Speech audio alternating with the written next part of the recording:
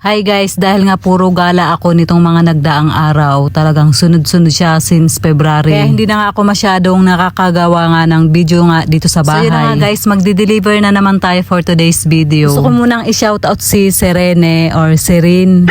Hindi ko alam kung tama ba yung pagkakabigas ko ng pangalan mo. So yun nga, na-miss daw nga niya yung biryani serye ko. Medyo matagal-tagal na rin nga talaga na hindi ako nga nakakapag-upload nga about nga dito. So for deliver nga tong ginagawa namin na biryani. Si Geraldine na nga ang nagluto nga nito. Tumulong na lang din ako maghiwa ng lemon at saka pipino. Matagal na rin nga akong hindi nakakapagluto nga nito. Hindi ko nga alam kung masarap pa ba akong gumawa nga ng biryani. Char. At saka pasensya na rin po sa mga nagme-message po sa biryani page. Kung hindi po kami nakakapag-deliver kasi sa ngayon medyo nahihirapan talaga kaming padaanin yung e-bike nga namin sa highway. Dahil nga ipinagbabawal na nga yung mga e-bike na dumaan nga sa highway. Lalo na yung mga nagpapadeliver sa may Soldiers dito sa may Tunasan. Kasi wala rin kasing pwedeng lusutan yung e-bike kaya talagang hindi kami nakakapag-deliver. Pero pag True Lalamove pwede naman. Kasi medyo mataas lang din talaga yung SF niya. Minsan nga kapag ka nakatanggal yung motor dun sa cart, yun na nga lang nga din yung ginagamit nga pang deliver. Pero kasi hindi rin kasi talaga pwede palagi kasi nga ginagamit nga yung motor sa pares. Kaya medyo nahihirapan din talaga kami sa setup nga ng deliver nga namin ngayon. Yung pa-order nga namin ngayon, hindi na namin kailangan dumaan ng highway. Kasi nga puro sabay-bayin lahat yung daan. Pinati nga namin yung pagdi-deliver, si Carlos na nga yung maghahatid para sa sukat. Dahil hindi na charge ng matagal yung e-bike, yun nga hindi kakayanin ng e-bike na makarating nga ng sukat. Alas 4:30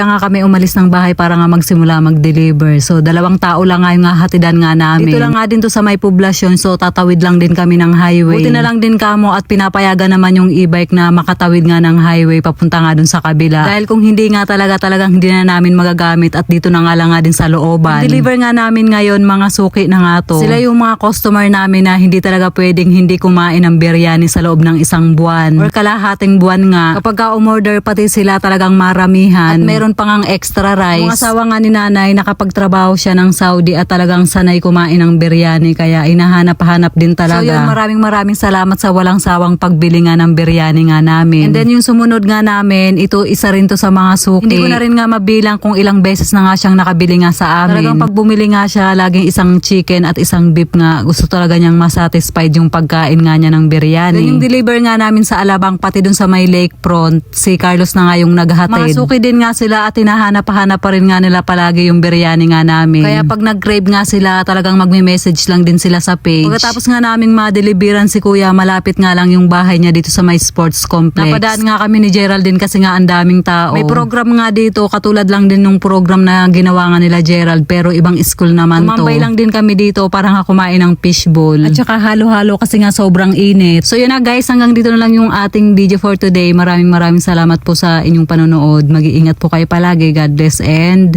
babush!